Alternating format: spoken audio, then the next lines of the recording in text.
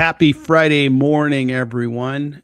This is the live stream with my colleague Daryl and I, where we're going to cover analysis, reviews, research on stocks, looking at stocks from a fundamental perspective as well as a technical perspective. This is a very interesting day. I think later on I could let Daryl talk about a few things that are happening in the options market. Overall, this week, and if I can include last Friday, we've seen a lot of volatility. We've seen some stocks really sell off and beginning to bounce back. But over the past 5 trading days, we've seen stocks like uh, Broadcom really sell off, AMD. Micron had a fabulous day yesterday, but it's still underwater. If you compare the 5 day, you have some other stocks deep in red, and a few stocks did make it through, kind of avoiding being sold off over the past 5 trading days. But yesterday was a good day. It really was a bounce back day for semiconductor. Google and Meta had a good day. Amazon had a good day. And we'll see if that keeps going. It's supposed to be a positive opening. Last time I took a look, it looks like just a tiny, tiny rally on the S&P, and the NASDAQ is supposed to be up a little bit. But we'll see. It really takes a couple hours for me to be convinced where we're going. And even yesterday, when I look at yesterday's trading, it was a day where it traded much higher than where we ended up. So it was trading quite high, kind of after about an hour and a half, 2 hours into trading. And then it kind of went all over the place. So it wasn't a convincing kind of rally. I think there is a lingering concern that, hey, maybe we have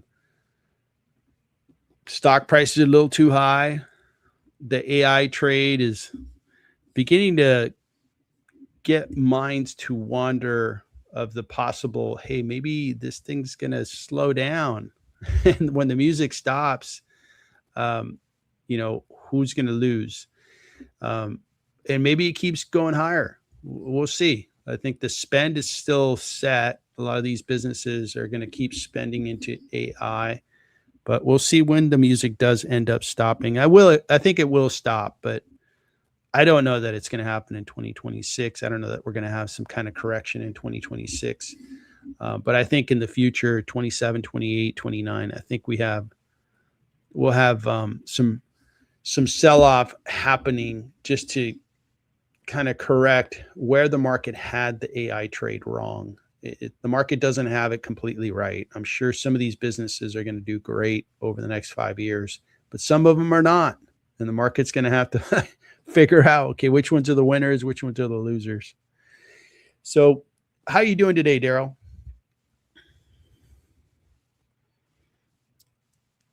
Doing wonderful, Victor. It's good to be here. There we go. Perfect. And I think you had some comments you were sharing with me around the quadruple witching day. Let me turn it over to you to talk about that. Okay. Well, where'd it go? There we go. So quadruple witching day is an options day where index options, single stock options, index future, and index future options all expire at the same time. So the futures, the Dow, NASDAQ, small cap, Russell 2000, etc., all those indexes that we look at, those are based on contracts 3 months ahead of time. So they'll change from December the 19th. We've been looking at the December 19th options for the last 3 months, and they'll shift to the third week in March. After today, we'll start looking at those options. So anyway, we have 4 of them expiring this Friday. And there's a total of about $7.1 trillion is expiring today. And I looked at a handful of stocks that are requested quite frequently. And you can see where the max pain sits. So what this means is you have call options, you have put options, and you have those that are in the money.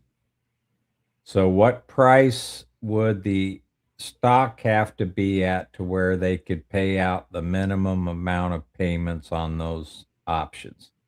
For NVIDIA for this Friday, based on data from the 16th,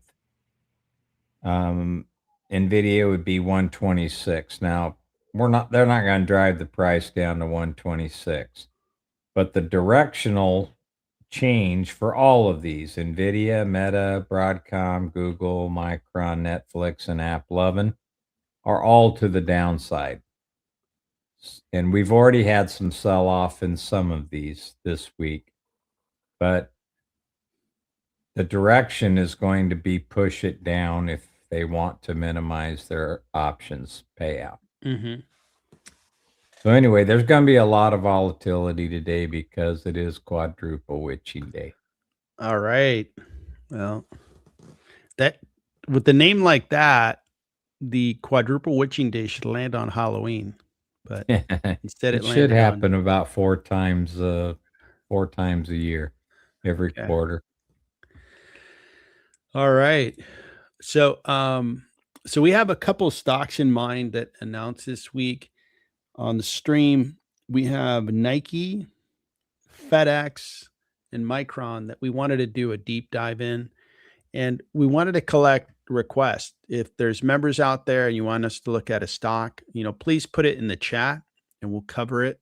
If you're not a member and would like us to look at a stock, buy a $5 super chat and we'll review your stock.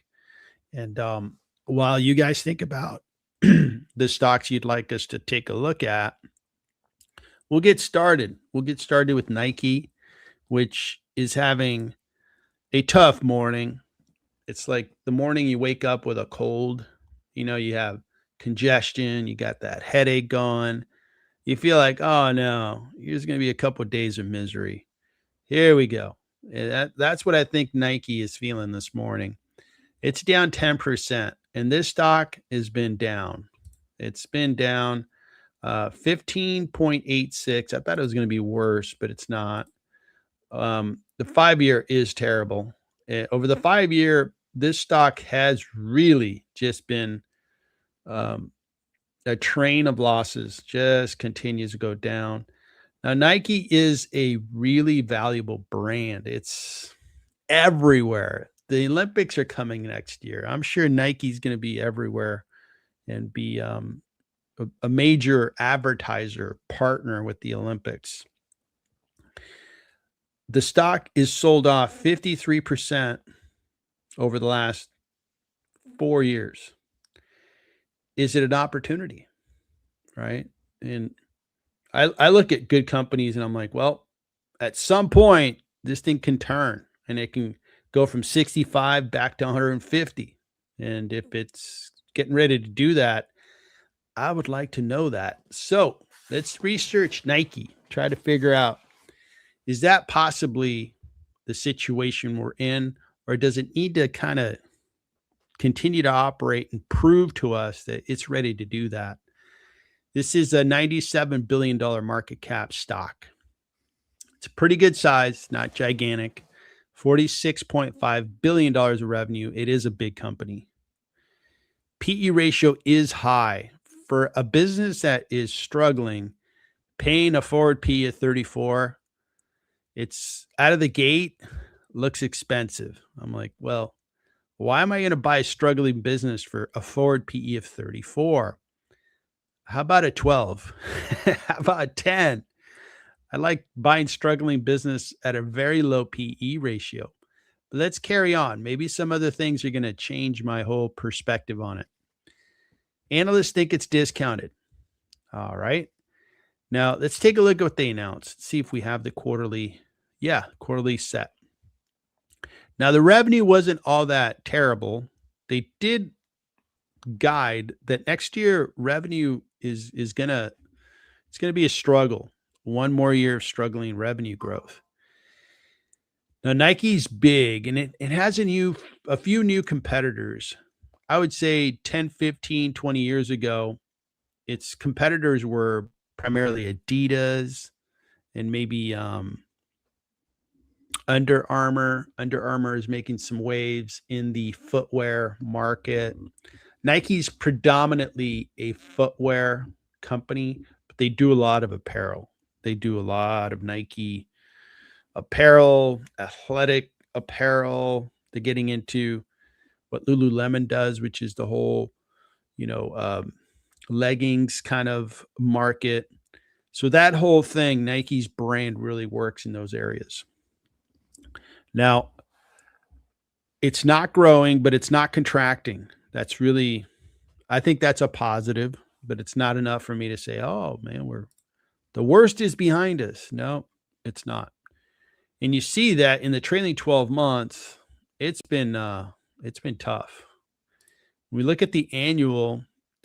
Now, back in the good old days, which was COVID, and the government was like, hey, everybody stay home and we're going to send you some stimulus checks. Well, the consumer was like, okay, so don't have to spend money on gasoline. I don't have to spend money, maybe doing dry cleaning because I'm sitting at home on Zoom all day, going to meetings. I've got a little extra money left over. And the government's sending me stimulus checks. I got some good discretionary money in my hands. And I think I want a new pair of Air Jordans. Boom. Lot of buying of Nike shoes back in fiscal year 2021. And people wanted to be comfortable at home, right? I'm sure a lot of business people that were accustomed to going into the office, putting on some nice leather shoes to look right in the office, all of a sudden, hey, you got to stay home for the rest of, the year, and really for a couple of years. They were probably like, well, I could probably use a new pair of Nikes. And behavior really changed overnight. And it was a benefit to Nike because just a lot of factors helped them. Now, the good thing, the good days didn't last forever, and it began to really unwind. And now they have these compares that are quite tough, but they're getting better. And they don't have a big, economy or factor in the economy that's going to help them. It's like, okay, we have a regular economy. The consumers out there buying stuff that they like. So now they're just going to be back to normal days. And I think that's where we're at. Looking at the trailing 12 months, let's see how their cash flow has been growing as well as their profitability.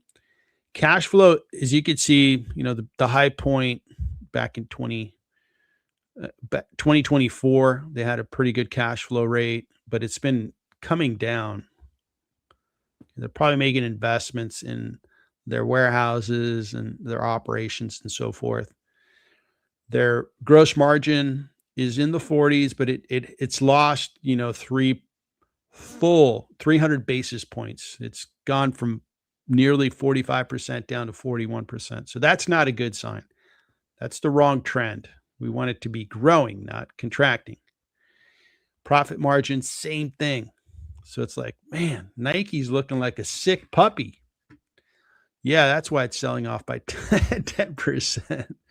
You look at this stock and you're like, this confirms they're just not doing well. And can we see some light at the end of the tunnel? Can we look through the tunnel and go, how big is that circle of light? Does it look like it's a mile away, 500 meters away, or maybe just like 100 yards away? Well, let's take a look. Analysts think there's 25 of them covering it. And I would say that Nike does have a strong enough brand where a lot of investors are influenced by the strength of the brand and probably saying, man, this is a probably good opportunity to buy a legendary company. And I respect that the brand has a lot of value and equity. Totally get it. But it's also dangerous to kind of go down that road because it it starts to influence how we think about fundamentals. So I'm going to try to eliminate that from the conversation till the very end and say, and some soft kind of benefits or, some soft kind of assets they have is their brand. So I'll say that for later. Now, the future does look, according to analysts, and a good number of analysts are covering it. Future does look good. Growth, growth, growth, and growth.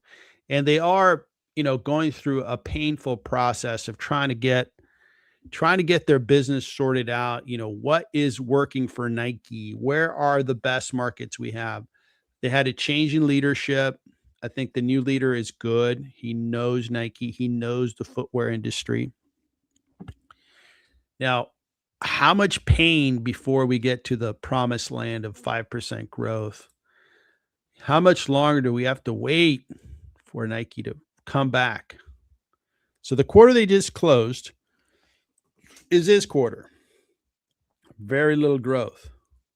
They're guiding that their growth is going to be not very good, but maybe they're just kind of sandbagging, saying, hey, guys, we're not going to do very well. So they can come back and go, hey, we did better than expected. We're actually going to grow 3, 4, 5%.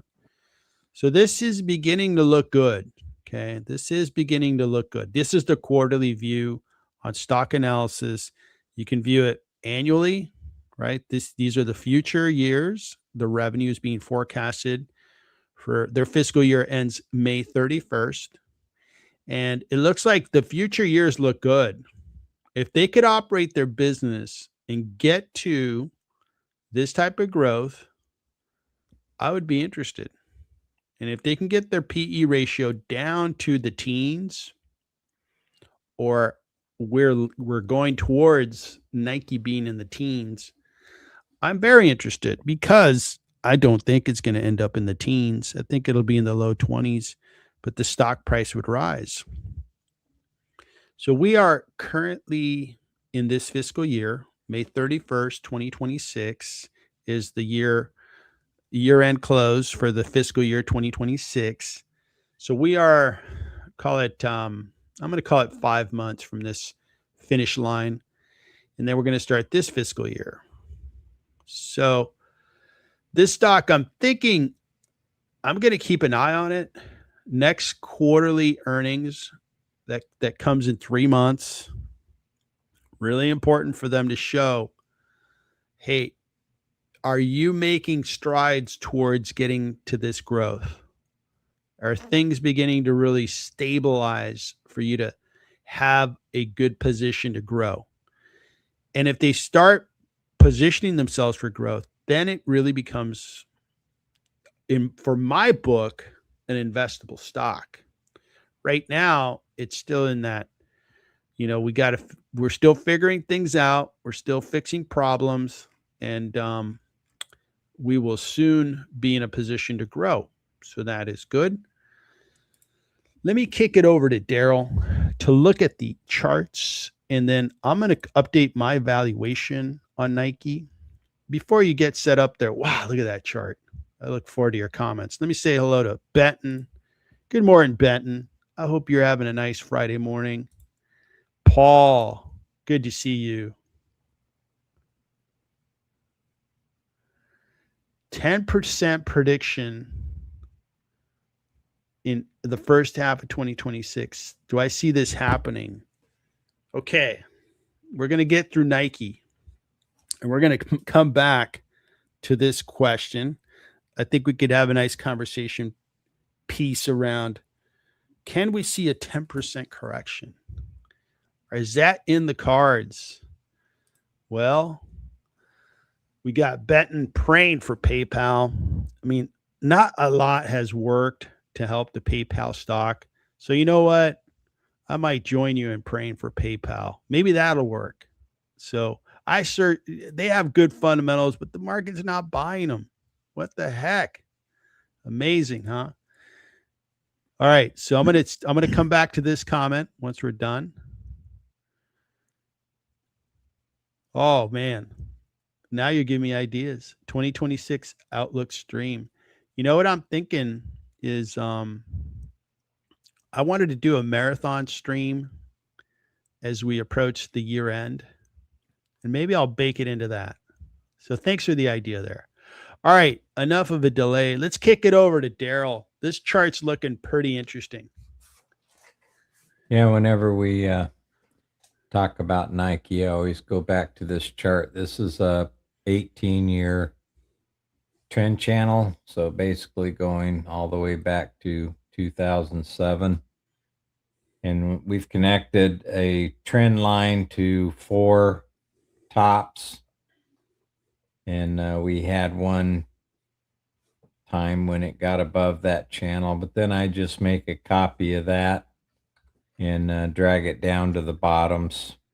And I could actually probably move this up and connect more bottoms, but that would just make it look worse for Nike. So I'll leave it like this since I've had this chart for probably 3 years. And every time somebody brings up Nike, this is the first thing I typically go to. Because when you fall out of a trend channel like that, there is some serious problems that you have to start addressing and worrying about. So I have found Nike somewhat uninvestable at this point. And if we go back 3 years, I was saying that even back right here. So that's what I had been telling folks. So now we'll go to a 1-year chart. Actually, we'll look at 15 years first. So I putting an auto support and resistance line about right here. So it came down and tested it, actually broke below it here. It was resistance in 2017, resistance in early 2017, and they had a little breakout here. But this is probably the best line I can see for what I would consider support at this time. So now we'll step into maybe just 5 years because I want to get a downtrend line on here. So I'm connecting to these highs we saw here, connecting it to this point, to about right here, because it's been battling that line. So here we have a trend line going all the way back to 2021. So we're talking 4 years. And we can see what's been happening. Every time it comes and tries to get above that line, it lasts for less than a month or so. So there's probably 3 weeks. There's 1 week, maybe a week and a half. It's going to try it again. So let's zoom in a little bit more and see where we are now. So it is trading below a downward sloping 200-day. So the 200-day is tracking along with that downtrend line. We have a 5-day that is moving higher, and it's actually been oscillating a little bit, but we do have higher highs over the last month, and we have higher lows as well.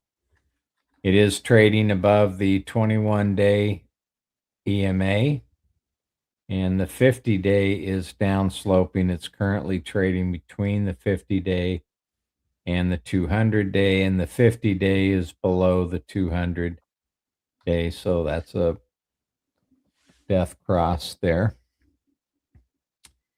We did have a lot of volume going into yesterday's trading, and it was a down day. The PPO, we'll stay with the RSI. The RSI is sitting at 51.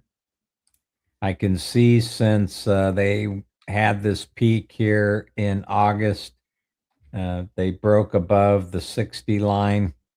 But the last 1, 2, 3 attempts they've had to get above that 60 line, it's been rejected, and the momentum turns back down. and it's not holding support at 40. When it goes to the downside, it moves into oversold territory. The PPO is positive at the moment.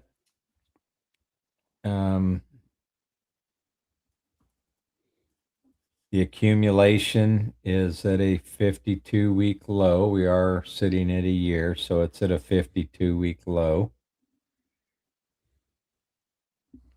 And its performance to the S&P 500 relative performance is almost at a 52-week low. It is performing somewhat better than the footwear industry group. Nike is underperforming the discretionary sector by 19%, and it's underperforming the S&P 500 by 24%. So I'm leaving this one to someone else. I'm not going to touch this for a while. It would need to break above this trend line before I even think about getting interested. Yeah, I'm with you. I'm with you. When I look at the fundamentals on Nike, it's just not ready. I updated their whole valuation. Their cash flow is really down from where historically it's been.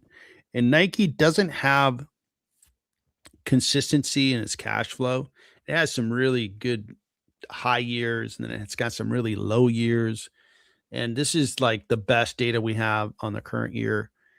Um, if they could get back on top, and that's harder to do than you would imagine, because they're a big outfit, right? And their shoes are, I would say, a little pricey. And maybe the consumer is like, I'm, not going to buy Nikes. I'm just going to buy, some other label, or, um, just have alternatives for their footwear. Now, if they could prove they can grow, that'll change their valuation. But for now, the stock is priced too high. Its cash flows are not worth its current stock price. Their cash flows would be come up 15% short of its stock price. And even when I use their earnings per share for the next fiscal year, which would be basically a year and a half ahead, because I always like to look a year ahead. In this case here, I'm going to go a year and a half. I go with a PE of 18, and I expect from that point they'll grow their profits by 20%. I still come up short by 17%. So this one here has to, they have to continue to improve, or their stock price is going to keep coming down. I mean, the stock price for Nike, the trend is that, hey, it's just not a very desirable business. And maybe if it got down to $40 a share, $35 a share, then it might be interesting. Because a couple of things, right? If we wait a quarter or two, maybe Nike does get priced down to $40 a share, $35 a share. And at the same time, it starts to improve its business and its fundamentals look better. You have that combo of lower stock price, better valuation. Now we're talking. So I think we're going to need to wait on this one. I'm going to wait on it. I think Nike is a pass. It would have been a sold a long time ago. And I'm going to take a peek to see which super investors, famous investors, these guys get paid by their investors to go find the best companies to invest in. And in this case here, investors took money to Hillman, Terry Smith, Viking, Oldstein, Geiner, Jensen. These guys here, they gladly paid 1% to 2% management fee in order for them to buy Nike and have them lose a lot of money. So you paid them 1% to 2% to enable you to lose 16% on Nike. All kidding aside, again, Nike is a brand that is going to get a lot of attention, even this professional investor attention. And maybe professional investors got to take a peek at the fundamentals, which look terrible. It's a contracting business, not very good margins, and so forth. So that is Nike. That's what's happening with Nike. Let's catch up on chat. And I wanted to tackle are we going to have a correction in the first half of 2026? Before that, let me see here. So I think I left off. So Benton, yeah. And I don't know that we have a craze in the making. I'm not an apparel guy, but I don't know. Maybe some TikToker will get super famous and get a craze going. Falls Grave pointing out that Uber has been under pressure. I agree. That'd be a good one to look at. I put it on the list. We can look at it later, see what's going on with Uber. And basketball is going to make a comeback. Now, I would say that I did enjoy the NBA Finals last season, and now we're having another season. So we'll see. We'll see. Good morning, Dwayne. Good to see you. Dwayne's got a sneaker on his logo, on his profile. Maybe Dwayne ought to be our in-house apparel analyst, guy who can speak towards, what's cool out there in apparel. He was probably just cussing me out. What's that? He was probably cussing me out when I was talking about the chart. our Mike sneaker let's mark this on watch list. Yeah, I think so. I think Nike down the road, again, if they improve their business, if they can get their business to grow, I think we got something. But no growth, you were just going to bump along the bottom. If they can recover and start growing, yeah, maybe in 6 months, the picture will begin to turn. We want to get into these stocks, kind of once we confirm the business is improved and the market's beginning to notice, and we can just get some shares, get an investment, and then see these stocks go up in value. That's the intent there. All right. And then Mike, remember, so you had a good run with Elf. Very good.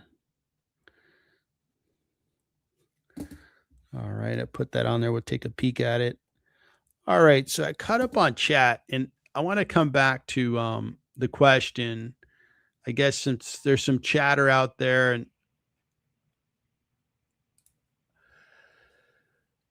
okay, several people, 10% correction. Now, there's the immediate thought that comes to my mind is there's always people on the business channels, that are perma bulls like Tom Lee. I mean, the guy cannot, he just always kind of is on the side of this is why the market's going to rally higher. I like Tom Lee. I think he brings some really strong research at times. And then there's some opposite to that. You have some talking heads that will be like, oh, we're going to sell off. And I think they may believe that, but it's also a way to get attention to that particular conversation. Now, what's my expectation for 2026? Just putting it out there. I've said it before on the streams is I think we're going to go higher. And my sentiment is the economy is good. We have the consumer is going to receive more from the government in the form of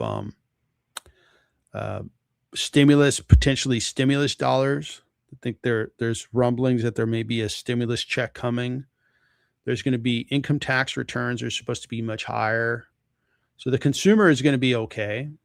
We don't have an unemployment problem. Unemployment's okay. It's not a big problem. That's going to be okay.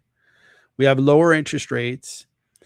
And what's been good is recently we've had a lot of these high-flying AI stocks go down in stock price. And I think that's good as a setup toward 2026. We're not going into it with super high stock prices. I still think some of those are still too expensive, but they're not as expensive as they were, let's say, a month and a half, 2 months ago. Having said that, I would say that no, we're actually going to go higher. Can we see a nasty correction like in 2022? We most certainly can, but I just don't think it's going to happen. I think we're going to go higher. And a 10% correction, we got there this year in March, April timeframe. We did have a 10% correction, but that correction was met with a market that just bought up the shares of stocks that were trading lower. So, can we have some volatility in 2026? Most definitely. I would expect so. Maybe give us opportunities to buy into stocks. But I think we're going to go higher. I think we're going to go higher in 2026. So that is it. Looks like Daryl might be having some internet challenges, and I can't let him weigh in. But maybe when he comes back, I can ask him this question. All right, let's take a peek. Oh, here we go. Daryl is back, I think. Are you there, Daryl? I don't know what happened. I seem to have lost the internet for a few minutes. Man, okay. Well, we got you back. I'll let you share your screen so we have that on backstage and have it ready to go. And I had just finished providing my comments on what I think is going to happen in 2026. And are you in a position where you can share your comments on what do you think is going to happen in 2026? Are we going to have a market that's going to go higher, lower, highly volatile? Maybe that's your jumping off point. Yeah, I'm expecting just continued volatility this next year. I do expect us to end higher. Mm-hmm. And I know the one question that I saw was a 10% pullback. Those happen about every 16 to 17 months. So it would not be out of the ordinary to have a 10% pullback, but we are still in a bull market. So you're thinking we'll have volatility, but from January 1st through December 31st, 2026, we'll end up higher, but getting there might be a little interesting. Yep. That's my feeling. Yep. That's exactly what I'm thinking as well. Volatility is part of the game, right? Like we had a pretty good sell-off here in March, April. Something like that's going to happen again. I don't know that it's going to be that steep. I don't think we have, but like and I'm not a geopolitical analyst here, but I've noticed that there's a little bit of a argument going on between the U.S. and Venezuela. And Venezuela, by the way, if you don't know, owns or has oil reserves that are humongous. And if my memory serves me right, they have, and I'm going to double check this in a bit, the oil reserves in Venezuela are actually bigger. They produce more oil than Saudi Arabia. It's big, humongous. It's a really natural resource wealthy country. They also they have these waterfalls in Venezuela that produce all the hydroelectricity the country needs. And they export electricity to neighboring countries. So they're pretty naturally just rich. They just do really well. Well, the U.S. doesn't agree with I guess their government and is talking about having the U.S. Navy have a blockade with preventing oil from Venezuela, which I believe is currently embargoed by U.S. and its allies. And all that could turn into like a mess. I'm not a geopolitical guy. I'm just looking at it going, that could turn into a mess. What if, China and Russia get on the Venezuela side? Because most definitely they like that Venezuela has all that oil. especially China, who doesn't have a whole lot of oil. And China says, we're best friends with Venezuela, and kind of back them up if there's any kind of argument with the US. They'll probably give us, access to that oil we need to run our country and run our economy and all that good stuff. And they also buy goods from us, right? So China would love to sell their cars and stuff to Venezuela. So all that stuff could definitely be a problem in 2026. Not sure if you're following that, Daryl. I'm not an expert on that stuff, but I did notice it as a story.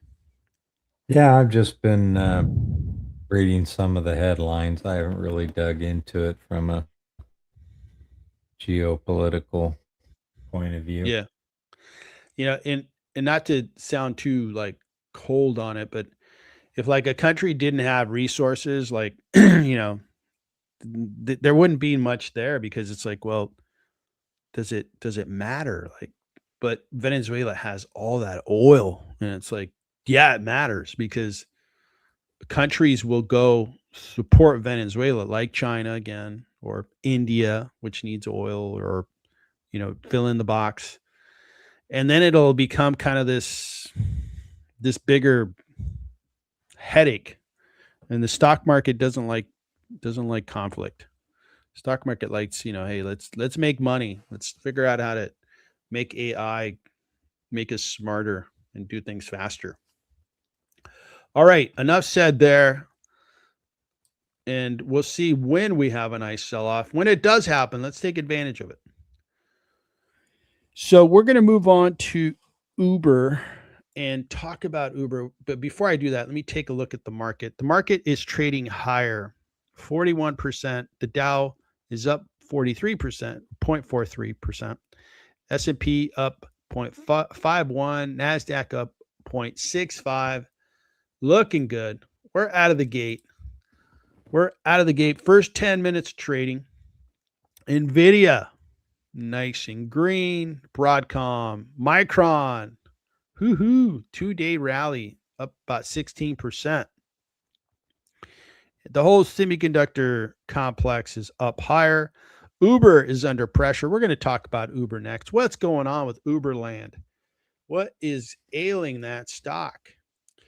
And looks like the financials sector is catching a nice little bid here. Banks have been doing well. I own Citigroup. It's been going up nicely. Do you own any banks, Daryl? And are you still with me, Daryl?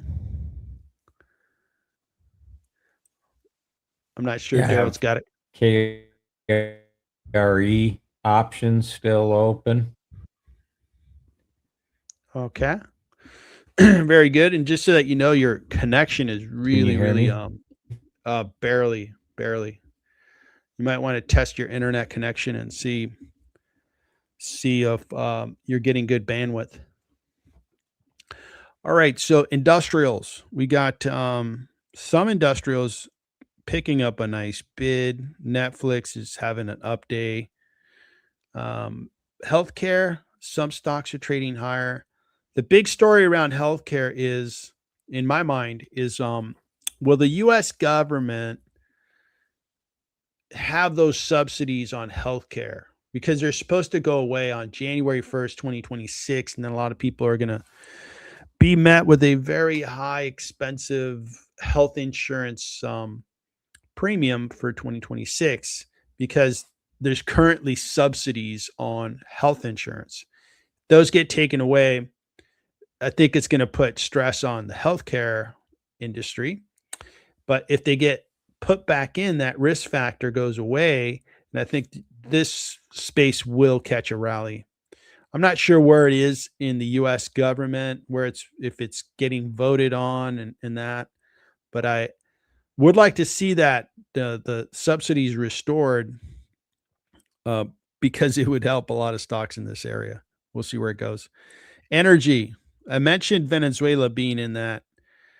I don't know if it's a war of words at this point with the U.S., but that is a major oil producer. Those guys produce a lot of oil. And if that gets taken off the market, oil prices go up. If it continues to produce oil, provide the global market will have plenty of supply. So where that conflict goes is going to affect the oil markets. And it looks like Staples.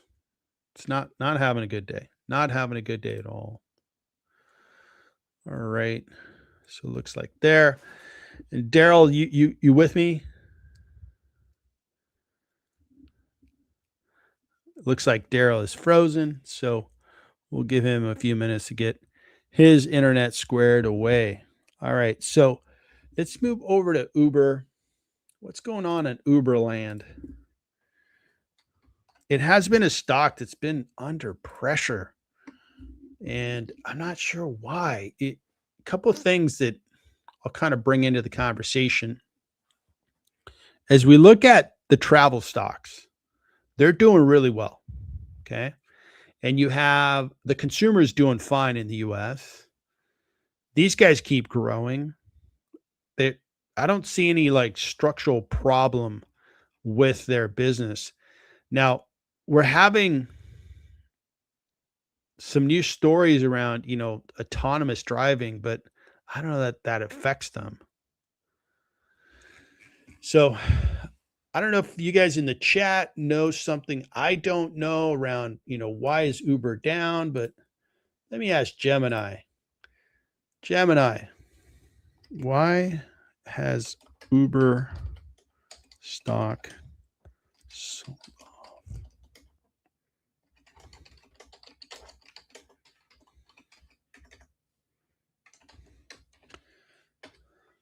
See if Gemini picks up a story or two where, what's been happening. Uber stock has sold off in recent days due to a combination of mounting regulatory and legal pressures in Europe and the US. A price target cut by Morgan Stanley and news that it's scaling back incentives for electric vehicle drivers. Okay, so there was like a incentive for EVs, huh? Okay. So this whole deceptive billing, huh? Because there's like surge billing, like if you're picking up an Uber when things are really, really congested and crowded, they charge you more. So maybe that's part of the problem there. All right. So that's what's going on. But it's kind of, I can't think of like a time when Uber wasn't dealing with some government saying, you guys are too big. You guys are, disrupting the taxi industry. You guys are doing this and that and the other. And it kind of comes with the territory. If you are going to be the biggest in the space, it's almost going to be like a gravity. Your size, since you're the biggest, you're going to attract the most attention, good and bad. And the bad being governments are going to be like, oh, we don't like Uber because it's taken away a bunch of taxi jobs. It's, you fill in the blank. Drivers are complaining. They want to make more money. It's like, okay, got it. Everybody wants to make more money. I live in Southern California, and it's often that you hear in Hollywood that, people that support the movie industry, they're constantly, it seems like one of them is on strike. They want better benefits and money. Got it. That's just kind of the nature of industries. So that's what I'm seeing out there. For me, for this investor, the story on Uber from an investing perspective, my point of view on Uber hasn't changed. Uber, its size really matters. When we talk about moats, competitive advantages, things that make a business really valuable, one of the concepts is its network power. When you become the biggest and you become kind of like the standard, the default way that people will fetch a ride, and it becomes Uber, that's a huge advantage. Huge advantage. That's what Uber has. Nobody's ahead of them. They're the biggest. People, when they need a ride, Uber. I have a 90-year-old mom. She turned 90 yesterday. Awesome. Spent the day with her. I was there with my brother, my sister, close cousin. We had a good time. And she takes Uber. So Uber is like across every age category. People are comfortable with it. It's become a pretty established service. So that's their advantage. Has that changed in the last 3 months? No, I actually think the future looks good. Uber has a strong grasp on the future, is my opinion. And the fundamentals only support that this business is looking good. I mean, we got growth, got accelerating growth. It values really well. I have Uber at a big discount. I own a lot of Uber. I own probably about a 5% position out of my portfolio. It's a pretty good sized position, probably number 5 or 6 biggest position in my portfolio. So I have no worries about Uber. I have been picking up shares. I'm trying to be careful because of 2 things. One, I already own a lot of Uber.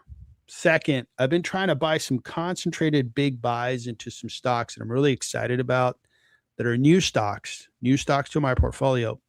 I want to build those positions up. So, but I'm still really positive on Uber. Not the first time Uber's been questioned, that there's some risk in the Uber business, but that's my position on it. What do you think, Daryl? What do you think's going on over in Uber land? Is there a big problem that I'm not seeing? I don't know if there's a big problem, and I apologize for the internet issues. But we are touching a longer term auto support resistance. We've actually trying to break down below that. My next level of support would be right around 72 or so. That would be just above the tariff tantrum lows. So they are struggling a little bit right now. The 50-day is declining. The 200-day is still increasing, but it won't take very many more days below that 200 to start pulling that downward. The 21-day is still declining, and it's been trading below its 5-day moving average for 2 weeks now. The one positive sign I see here is on this pullback. The momentum is not as strong to the downside as it was at this pullback. So even though the price is lower, the momentum is not quite as strong, at least on the RSI. It hasn't broken down into oversold territory yet. So you're saying that the rate of price decreasing doesn't match the RSI, I guess the negative RSI. Momentum, yeah. Okay, perfect. Thank you. And it kind of makes sense. If you look at these price changes here, they're not near as drastic as what we saw right here. So the momentum was a lot stronger on this downdraft. So anyway, I'm still hopeful for Uber, but I'm keeping a close eye on these levels that we're trading at right now to see if it can hold above those, because that is a long time support and resistance line. Well, it looks It's like been I think tested. it was Benton that was going to start praying for PayPal, and I might start praying for PayPal. And I don't think we're to the point where we need to start praying for Uber. Uber is putting up terrific numbers. It's like, you know what, this will pass. We'll trade higher on Uber every time they announce earnings. Excuse me. What's great about data, what's great about facts and figures and information that's basically verifiable is that it clears away some of these like noisy stories like, oh, it's having struggles, or it's me, a government is telling them that they have to have fair pricing for its consumer and so forth. Got it. But then it comes in, and if it keeps growing at 20%, I think it kind of clears that noise, if anything, temporarily, and then people get reminded, no, this thing's become massive. Uber is a big company. And at what point are we going to recognize that as investors, right? I already recognize it. I believe I recognize it. And if it keeps growing at 20%, it's adding nearly $10 billion of revenue to its top line. 10 billion. And it's driving like 30% free cash flow on that 10 billion. So every year it's taking $3 billion of cash and putting it in the balance sheet each year. And then next year it's going to be bigger because it keeps compounding. So next year it might be 4 billion. Then the year after that, 5 billion. That's a very desirable business in my book. So I'm good with Uber. I am just fine with Uber. Which super investors own Uber? Let's take a look. See who's in on Uber. Who is a big investor in Uber? So we got 9 big investors, big famous investors. Bill Ackman's probably the most famous investor. He's got a big position, almost $3 billion of Uber stock. David Tepper, he's number 1. Based on like the research I do on these super investors, he's like killing it. He's, low 30% rate of appreciation in 2025.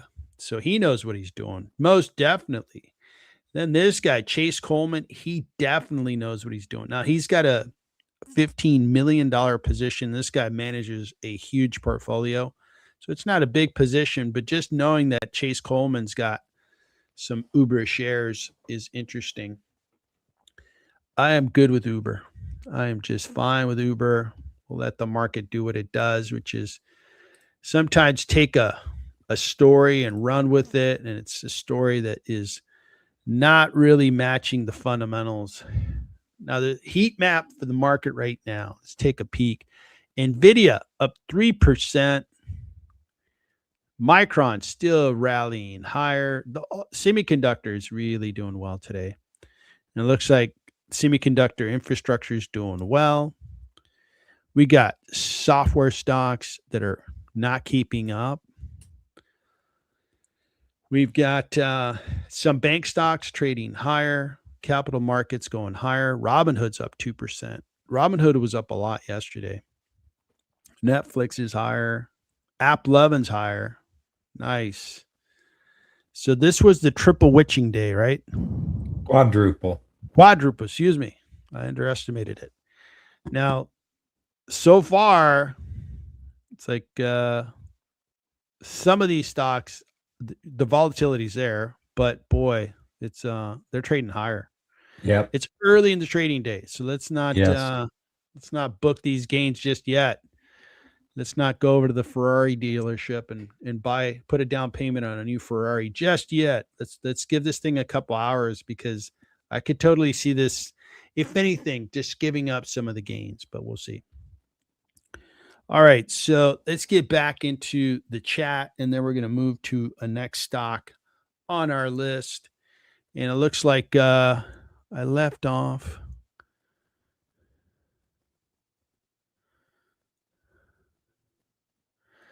Okay, I left off with Mike's comment on Elf.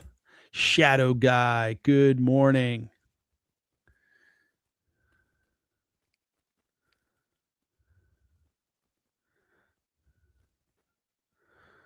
All right. Well, thanks for making the stream, and thanks for putting your notifications on. So let's take a look at Pinterest. I'll put it on the list. Mike's interested in Pinterest. I am curious to see. I got out of Pinterest. That stock was not going with the rest of the pack within communication services. Yeah. Yeah, we'll see, but hopefully it doesn't get ugly because yeah, I hate wars, but we'll see. We'll see. Um, we talked about Nike. That was our first, stock we let off with. Mike, don't forget bricks. Yeah. Yeah, it'll be interesting down there.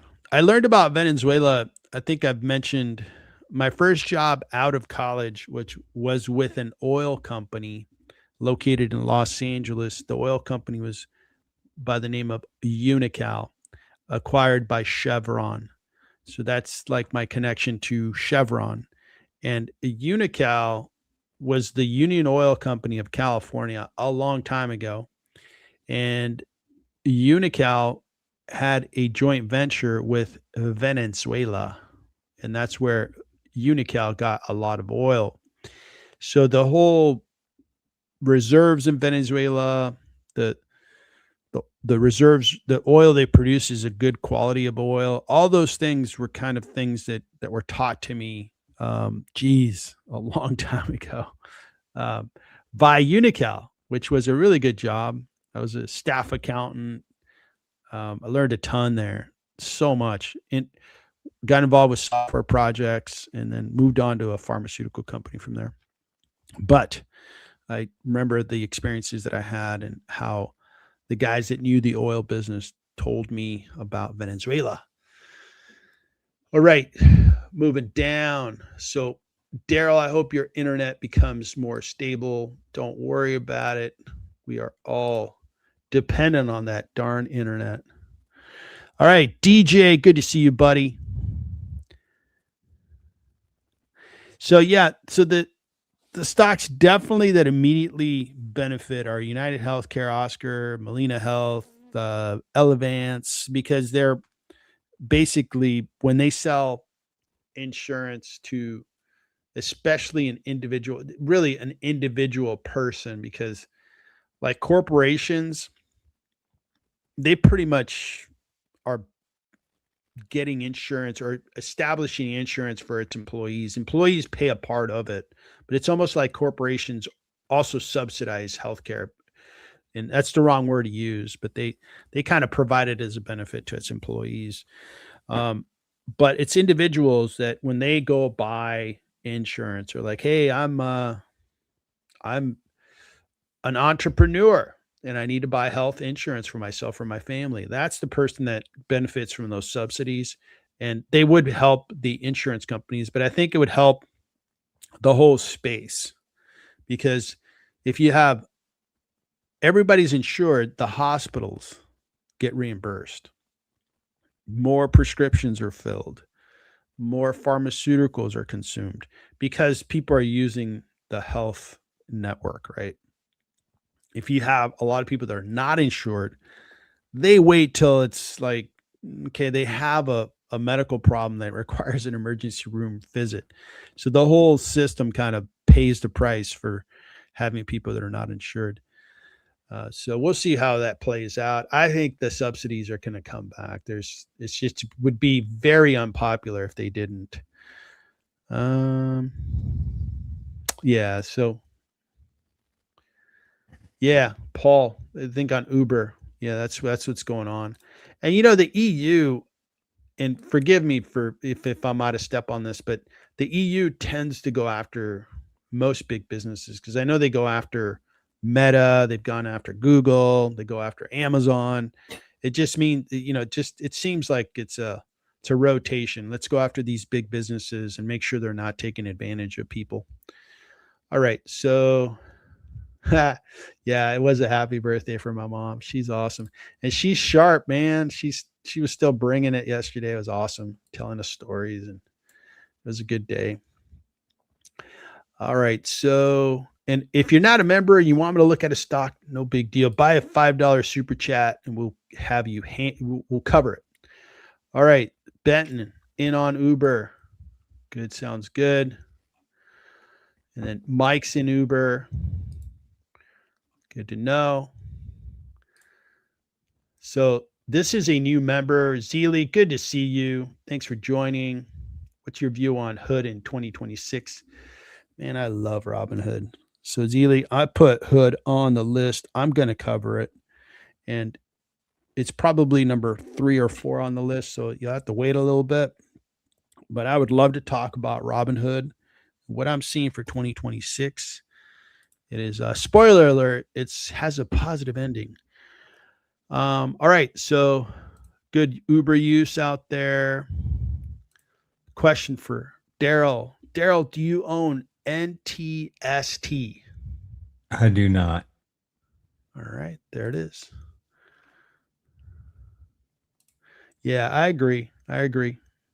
Mark, Uber should be all right. I agree with that statement. I think it's going to be better than all right. I think we're going to wake up someday, maybe 5 years from now. It's going to be $1 trillion business.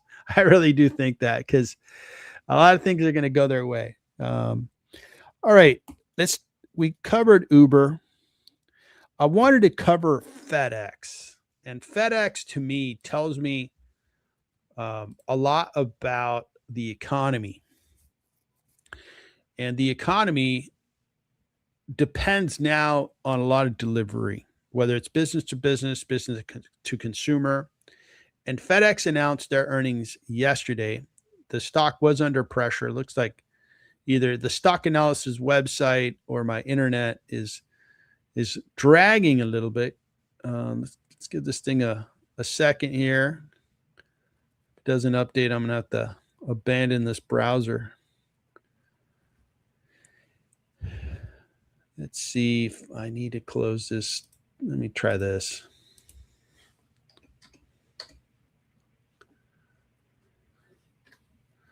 Maybe stock analysis is getting hit with a lot of requests. FDX is recovering. Yeah, so it's down 1%.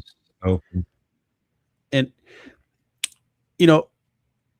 FedEx and UPS, they tell us how, from a parcel perspective, how much activity do we see out there?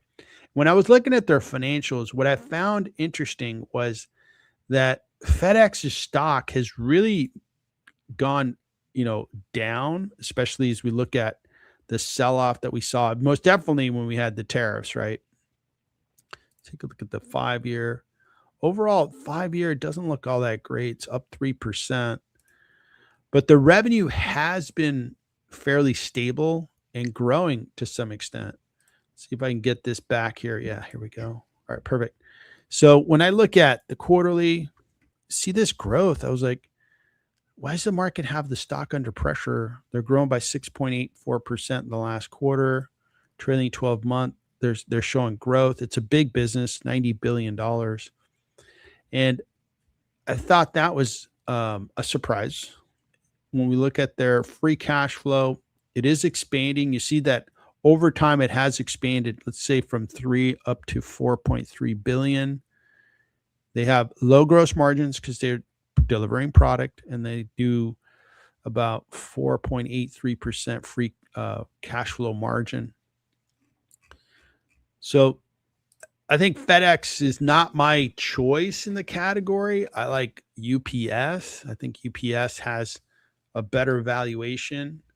And it's always good to know, what are my options within a particular space. FedEx has been sold off. I thought it provided a better price, a better opportunity. And from a market cap perspective, UPS is a little bit bigger in market cap. It's about the same size business, by the way. Interesting. It has been contracting.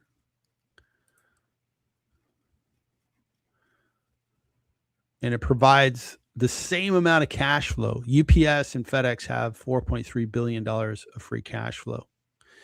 Has a little bit better profit margins. And the stock, this is the one that I chose a couple months ago, and it's been working okay since I chose it. Like, I thought, hey, between FedEx and UPS, and I created a video 2-3 months ago. So I went with UPS, and so far so good.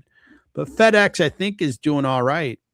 There was a big worry that, Amazon continues to do its own deliveries, kind of owning its own supply chain down to delivering the product at people's doorsteps.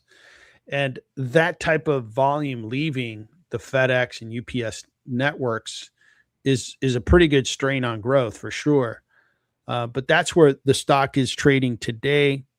What do you think? And it pays a 2% dividend. I think UPS does pay a nicer dividend at 6.5. What are you seeing for FedEx, Daryl? Well, the chart has definitely made a little bit of a turnaround because we had a declining 200 day that started declining in about April, and it has bottomed out and is starting to increase.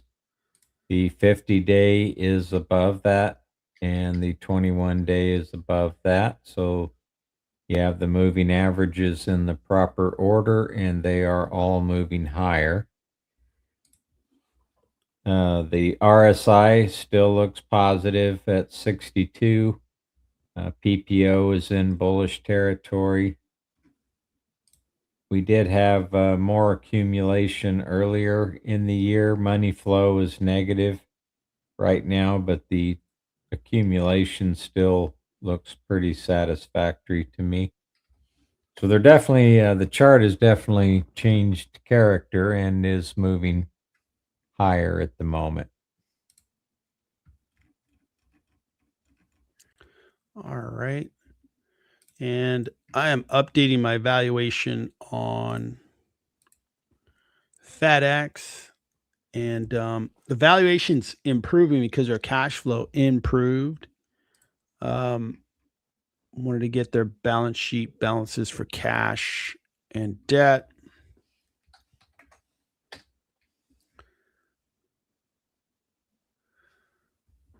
Okay, and then earnings per share forecast.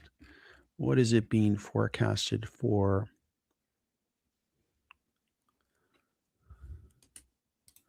And we'll leave that there. That looks okay. So FedEx provides a nice discount and they're about equal. I mean, flip a coin, pick your poison. Which one's going to be the one to ride? I picked UPS. I'm good with that. And if we look at how have these two stocks been trading with one another, that I'd be curious to find that out. So here's FedEx. Let's compare it to UPS. Now, the reason I have stocks like these is these are lower risk stocks. And it's good to have some lower risk stocks. Look at that. They're just paired up, just flowing with one another. But when we look at the 6 month, you see that UPS is not performing as well. And I think my observation is there's a better opportunity if UPS can revert back to where the FedEx stock is. There's a better gain potential for me. And that's why I went with UPS. The 1 month, they're pretty much in lockstep with one another, and they're both higher. UPS is up about 9%, FedEx up about 8%. So they've been doing well, both of them, over the last 1 month. So we are just going to be fine with UPS and FedEx. All right. So that's what's going on with FedEx. Let's talk a little makeup. I think Mike was in ELF. We can look at ELF and see what it's been doing. I don't have a lot of analysis on beauty. Let's see here. Wow, this one really dropped. Now, is this the one that Warren Buffett was in? I think he was in a beauty stock. And so this is a small cap, $4.76 billion. And they have a forward P of 26. Analysts think it's really discounted. This space, to me, outsider looking in, right, is just a lot of competition. And there's always like some kind of celebrity coming out with, hey, I use this new cosmetic company, and Shazam, that cosmetic company takes share away from the existing players. That kind of thing is like not my bag. I'm like, I don't keep up with that stuff. I'm not good at it. So I kind of stay in my lane. I don't really invest in beauty. But this stock, maybe it is going to reward investors. What are analysts thinking about it? 16 analysts cover it. Huge discount. Interesting. And there is growth. Growth expected in 2027. And this is a fiscal year that's about to end. March 31st, 2026 is when this fiscal year is going to end. They're supposed to be growing by 20%, then 17, 14. That's good growth. Very good growth. P ratio coming down to the teens. Okay, pretty good. Let me take a look at their free cash flow yield. See if they cash flow well. So they have 10%. It's good. It's not like awesome, but it's good. And if they're growing and their stock's being really sold off, maybe this is a stock that would be a good idea. Let's see which super investors own this stock. A couple. And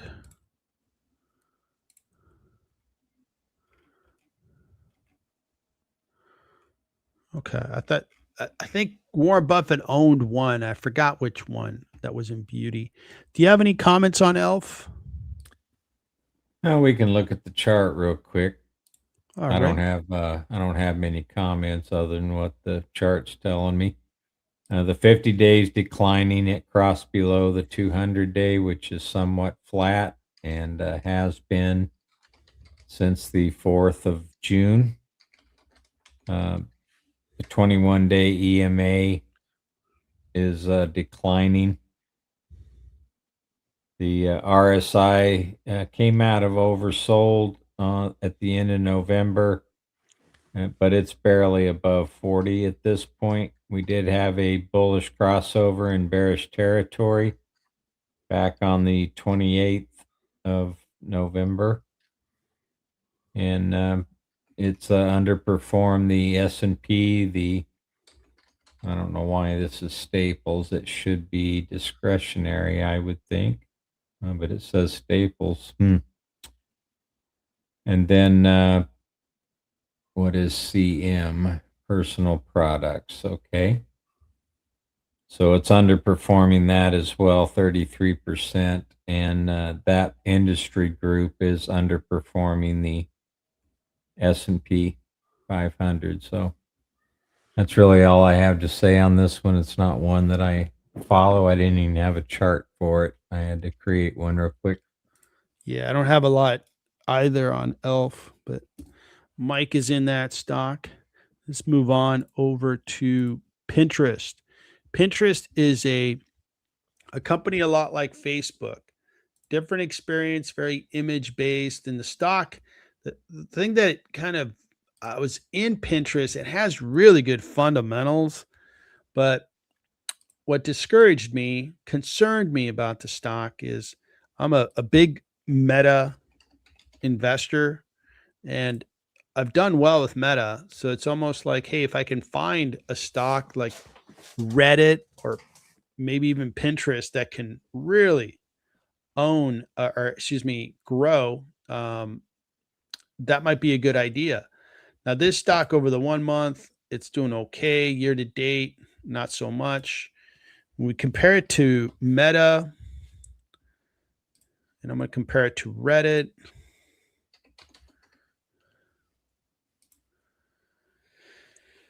Over, let's see, year to date, Reddit's performing better than these three. Meta is doing okay, but just okay. It should be doing better. It's had a really strong sell off after their last earnings. You see, Pinterest is just lagging over the 6 month. The situation's even worse for Pinterest. It's really lagged while Reddit's really crushed it. So I owned all three at one time. So Guess which one was the weak puppy that I decided to get rid of? That's Pinterest. So I got rid of Pinterest. But when I look at the fundamentals, they look good. They look good. The growth is there, 16.79%. Not the biggest company in the world, but they're growing quite well. And their fundamentals, when we look at the gross margins, are excellent at 80%, profit margins at 49%. I mean, 49% profit margin. That's awesome. Free cash flow margin. So the numbers look ridiculously good, but the market is not buying it. I'm like, I don't get it. Well, I got enough in the space and decided to take it off the portfolio. It's got a really nice discount to it. If it starts to work, I think investors will benefit from Pinterest. But for now, I'm going to stick to these winners right here. Reddit's been really doing well. I'll stick to Reddit. I'll put more capital in Reddit. I've got a ton of capital in Meta, and I have been buying Meta shares, by the way. Ever since it started to sell off over the last couple months, I decided that's an opportunity, and I started buying into Meta. Any thoughts on Pinterest, sir? So the 200-day had been increasing since May, and it started rolling over in early November, so it is declining at the moment. We had a death cross on about November the 10th, so the 50-day is below the 200-day, and the 21-day is also under the 50-day, so the moving averages are in the wrong order at the moment. The RSI is only around 40, wasn't able to break above 50 here on this last push higher. We are in bearish territory on the PPO, and accumulation is at a 52-week low. So money flow has definitely been the driver of this one for quite some time.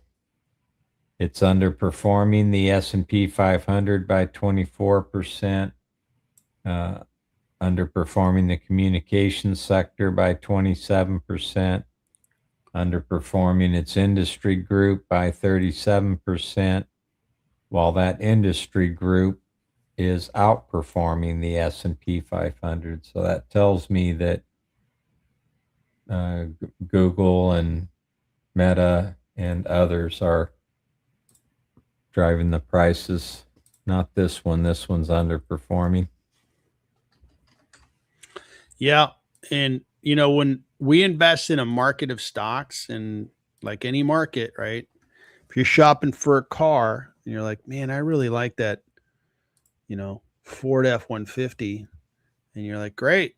But, the Chevy dealer across the street has this $20,000 discount on trucks. And you're like, whoa, really? Yeah. So you can get a very comparable Chevy for $20,000 below what the Ford cost. Well, maybe the Chevy is worth considering. And as we look at Pinterest and you look at Reddit, Meta, you have a market of stocks. Which one is going to be the best performer for us? So as I took you guys through my decision process, I'm going to just concentrate into Reddit and Meta within that category. All right. So one of our new members, Zeely, is interested in Robinhood. And the question, how's it setting up for 2026? And I'll talk about some potential opportunities and also what is going to threaten the stock. So I think the story or the business that is getting a lot of attention is their prediction markets business. It's really growing fast. It's interesting. So prediction markets is, and they're using Kalshi as their partner. So I'm going to open up Kalshi. And similar to when Daryl was talking about the options, was it the quadruple witching day? Yeah. what we're dealing with today. So investors can buy an option on a stock and say, hey, I think that the Uber stock is priced too low. So I would like to buy some call options. And if the stock goes up 50%, I'm going to make a lot of money over the next 6 months. That's a contract that I'm buying. And somebody is selling me that contract. So there's somebody else that is involved between that person and myself. And I don't know how long have options been around? 100 years? How long? Yeah, I don't know for sure. A long time. For sure, they've been around for a long time because I've heard of them for a long time since I started investing. So our friends at Kalshi used the same legal rails to get prediction markets legalized. And some states tried to prevent Kalshi from operating. They were like, you can't do that unless you want to ban trading options on stocks, because we're using the same concepts, same legal position or legal footing as trading options. So they won in court and the states can't do anything about it. Where I think it's going to grow is today you can, like, something that might or may not interest you is, will Trump release any of the Epstein files? And here's what people are like betting on. You can bet on a topic like that. You can bet on sports. Who's going to win the college football championship? But it's going beyond this, which is going to be, the Oscars, and just go to just about anything that people would be interested in predicting, talking about, and so forth. And back to Robinhood. Robinhood is providing that type of, experience, ability to do that. When you talk about investing, right, we are all rationalizing and analyzing and making our best estimates on stocks, and then taking a position, making our bets, and depending on sentiment, investing the levels that we feel we should invest. And I think especially the younger investor, they probably look at things that they have specialization in and want to also take the same type of risk and buy these contracts. Robinhood is growing this part of their business really, really fast. So now Robinhood is probably the fastest growing brokerage business, and it's a crypto brokerage as well, an exchange for crypto that's doing really well. They have prediction markets. They have a credit card to compete against, the credit card companies. So they have just a really good playbook going into 2026. Is the stock going to perform like it's performed this year? I'm going to say no, because can you go up by 224%? Probably not. If I may dare say, Robinhood, I expect is going to be priced higher at the end of 2026, but it's not going to go up 200%. It's going to go up, I don't know, 10 to 30, 40%. I think it's a really good business for me to have, because I really like that they're really addressing the things that are really interesting to a good portion of investors. And I really do like that their market share of investors tend to be the younger audience, because today a 25-year-old might have a net worth of, I don't know, $25,000, $50,000. I'm just guessing there. But that 25-year-old in 10 years, they work professionally, they work hard, they put their money away, compounds, and they wake up and they have a net worth of $200,000. Well, Robinhood owns that market. It's a really nice growth area for Robinhood. Whereas I think the more legacy, historic brokerages, let's pick on Charles Schwab. I love Charles Schwab. I think Charles Schwab's cool. But Charles Schwab might have older investors. That older investor stopped working. Maybe that investor is 60 years old, stopped working, not generating any more income from their career, and now they're consuming some of their capital, and that clientele isn't going to grow very fast. There isn't going to grow their assets very, very fast. They're probably pretty set in their ways on what they invest in. They're an ETF investor and so forth. So just the clientele that Robinhood has is far more dynamic. It's a clientele they can sell more products to. And it really makes Charles Schwab and that era of brokerages very vulnerable, because those businesses are not very exciting. They're just they're stale. And some of the symptoms that I'm seeing with the older brokerages is 3-5 years ago, they all badmouthed crypto. Oh, crypto's terrible, horrible. Nobody should touch it. Today, all of them have crypto ETFs. They all joined the party and kind of ate their words and got into the market, showing that the investing community, not everybody, but a good number of them, want to invest in crypto. And who's to say somebody shouldn't invest in crypto? Who's to say somebody shouldn't buy Micron stock? It's these are all decisions people should make for themselves. And Robinhood's just really leading the charge there. So their whole business, how they go about things, that's what really separated them from the pack when I started investing in them. They continue to be that company. Just a really, really solid, for me, within financials, within financial services. Robinhood reminds me of like a Google, reminds me of like a Meta, which they're constantly trying to get bigger, better, more relevant, more important. And they're doing it in spaces that are very organic. These are new spaces like prediction markets. Prediction markets were like, they didn't exist 10 years ago.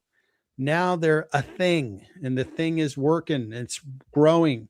And Robinhood has a front row seat to prediction markets.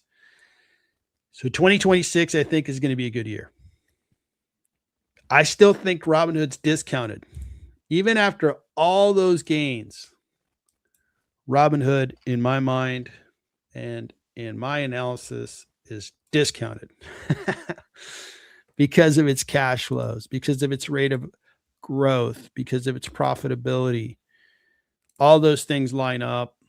I'm not buying any more shares just because it's become too big in my portfolio. Not too big. It could be as big as it wants to be.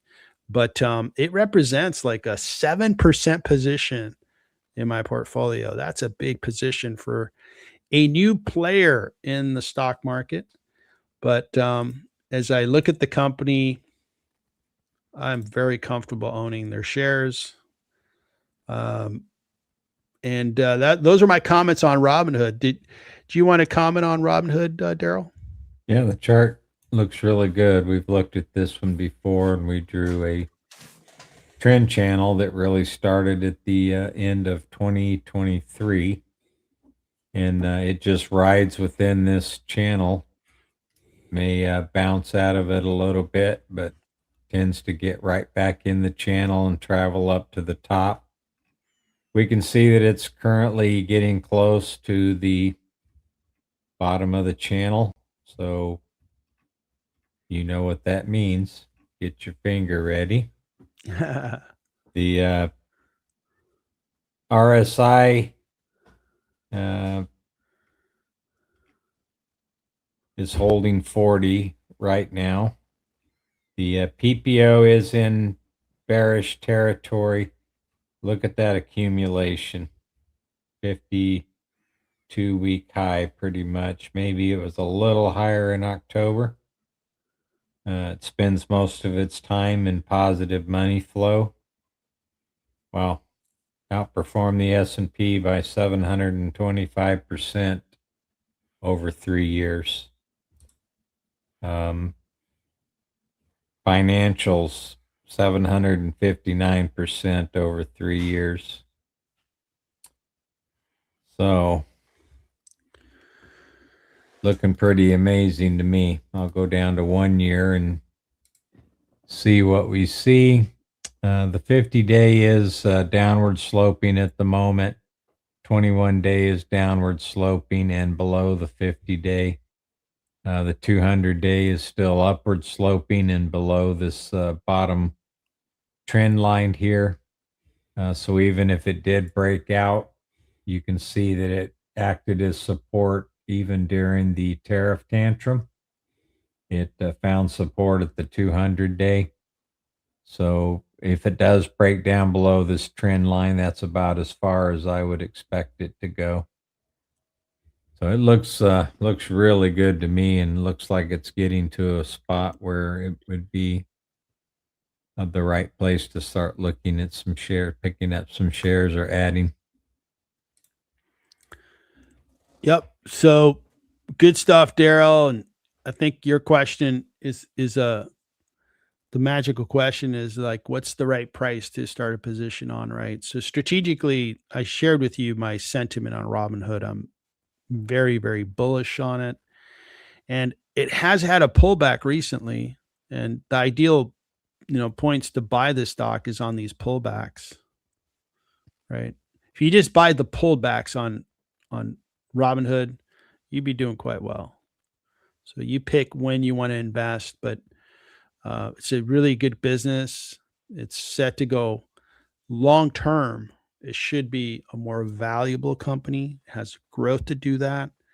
And how you invest, if you're a dollar cost average investor, like I am, I tend to pick these points when a stock is under pressure, especially when you have these general sell-offs.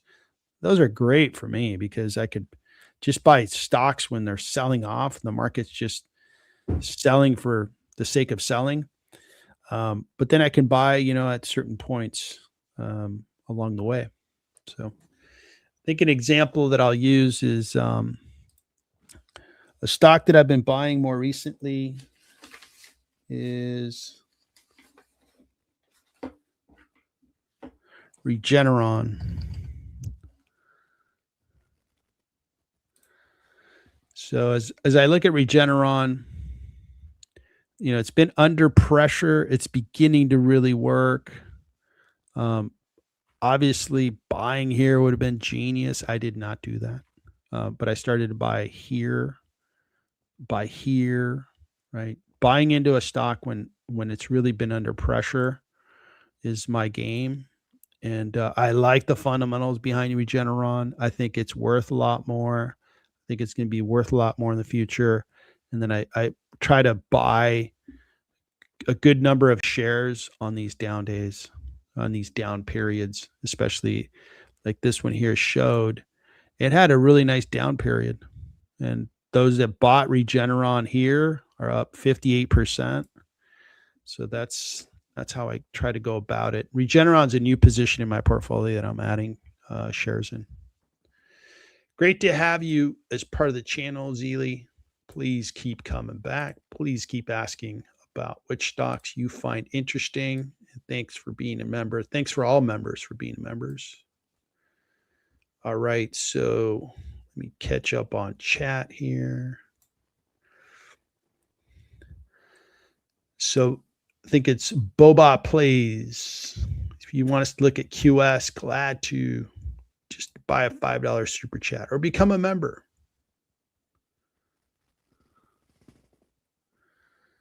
And then Mike, you got out of ELF. Nice.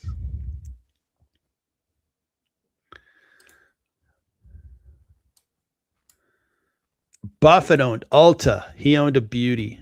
And, Buffett, some of the Buffett principles he has, I kind of just jokingly would say he kind of violates some of those when he buys a beauty company. That's just me. Zealy, great to have you, man. Thanks for joining. It's great to see, like, especially all members ask for stocks to be reviewed because that's what it's about. Is it's about research and it's about you know as you look at stocks that you're looking to invest in, it's good to have a sounding board and hear what other people are seeing in that particular stock. And that's what I hope you guys are getting out of it is you're interested in the stock, you see two other perspectives on it, one being primarily fundamental in my case, and then Daryl bringing in the charts. I really like this format. I hope you guys find it valuable. All right, so we've got the heat map going on here on quadruple. Excuse me, I keep getting that wrong. Quadruple witching day. Looks like Nvidia is dealing with it quite well. We're 1 hour into trading, and Nvidia is higher. Palantir's higher. Google's higher. Okay, and what's been an interesting twist. Didn't expect this. Google is the biggest position I have in my portfolio. It's the biggest one now. And January 1st, 2025, I knew they had a semiconductor. I knew that they designed, but a lot of businesses do. If you think about Amazon, they have designed their own semiconductors. And who else is in a good example? Apple, right? They kind of designed semiconductors for their iPhones. So I knew their semiconductor was out there. More recently, it's become kind of a whoa. Well, as we get into the inference phase of AI, is Google going to have that as a competitive advantage? Yeah, you could say that, but it's always been there. And I think Amazon has the same thing in their cloud infrastructure business.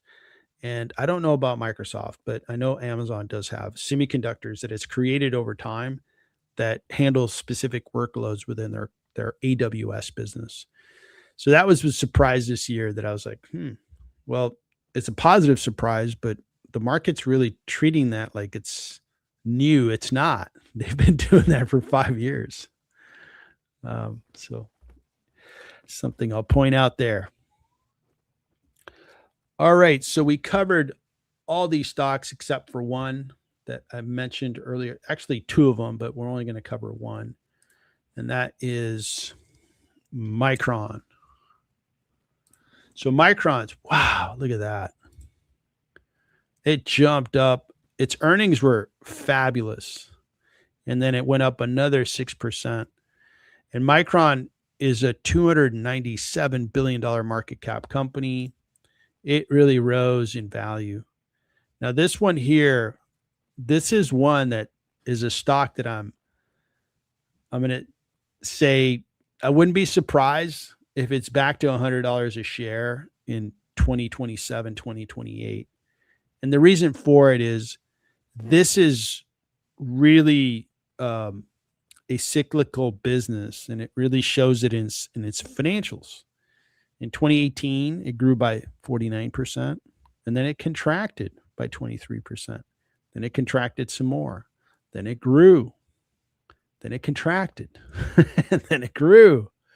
And it's like, wow, man, everybody's excited about this growth. But the growth, even when you look at the forecast, it's expected that it's going to stop. And right now, in a way, the data center build out is really, really going. It's really heated up. It's firing on all 8 cylinders, but not too far into the future. It's going to start to slow down. Well, is the stock price going to stay here? I don't think so. This is like, oh, it's going to keep growing at 50%. And it's not. So this one here is one that I would probably say in 2 years, if we came back to this stock, it'd probably be trading down quite a bit. Micron, it's having a great day. I think, and the The one thing about Micron too that is an important thing to keep an eye on is they are not the leader in their space.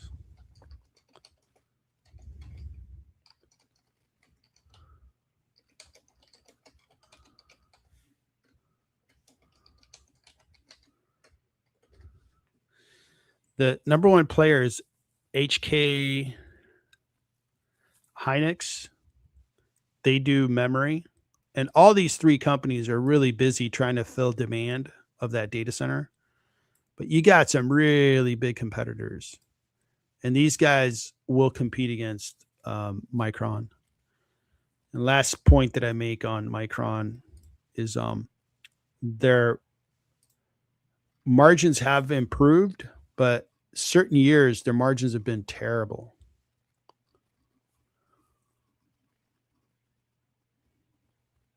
See, here's our margins. Here's where competition shows up. The years that I showed were contractions. The competition was so intense that their margins really go down. And now they're enjoying better margins, but they're not great like NVIDIA. And then their free cash flow is okay this year, but it's just okay. In some years, it's terrible. So this business here is like, I think, a risky one. But that's why I don't invest in it. And those are my comments on Micron. What do you think about Micron, Daryl?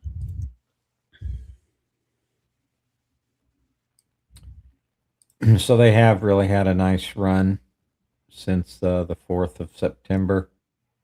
And the price range you mentioned, $100 or so, is pretty much where the long-term support and resistance line sits. So they're running quite a bit above that long-term support resistance line. The all the moving averages, the 5-day, the 21-day, 50-day, and the 200-day are all in the correct order and are rising. They did have a sell-off going into their earnings, but quickly recovered after that. In a previous video, we talked about the bearish negative divergence. So you have higher prices, but with each subsequent push to a higher price, your momentum is less and less. And at some point, this will break and you'll see a downturn in the prices. But today is not that day. The RSI on the last push higher got to about 65, so it didn't quite make it to the 70 line. Came down, stayed above the 40 line, and is right at the 60 line at the moment, just above it. So we'll see if it can at least break this downtrend line or whether it stays with that trend line. And we'll just watch and see what happens. Looks like we may be having a bullish crossover in bullish territory, but I do see it's in distribution mode right now. So we'll see how the money flow is today and the accumulation is today. Excellent. Thanks, Daryl. All right. So as we wind down, Daryl, anything going on with your channel that you wanted to let people know about? I'm just researching this week. I got a video that I'm going to be working on either today or tomorrow. So you'll be probably seeing that posted here shortly, but nothing else than that. All right. Sounds good. And with regards to my channel, I am working on a video that is going to look at the industries and sectors that are set up to do well in 2026. Probably, I don't know if I'm halfway done with my research or a little more, but I'll probably be cranking that out this weekend. I'll release it out to paid members and then to the public in about 30 days after it goes out to paid members. 2026 should be a good year. This year has been fantastic. I think the individual investor, the retail investor, you, me, Daryl, we're the ones that continue to get, I think, more informed, better at what we do, and more empowered to really drive our portfolios to succeed. And that's really exciting. And really glad that I've put in the time over the years to, get a knowledge base and an ability to drive a performance in my portfolio because it's set me up, set my family up, and it's been a lot of fun. It'd be great to do the same thing we did this year, next year with regards to the channel. And I really appreciate you, Daryl. Really appreciate what you bring to these streams. And hopefully we can do that in 2026 and for the remainder of 2025. If you're a member, thank you so much for being a paid member. And if you're not, consider being a member. You can see all the details on the home screen of my channel, and you can get that information there.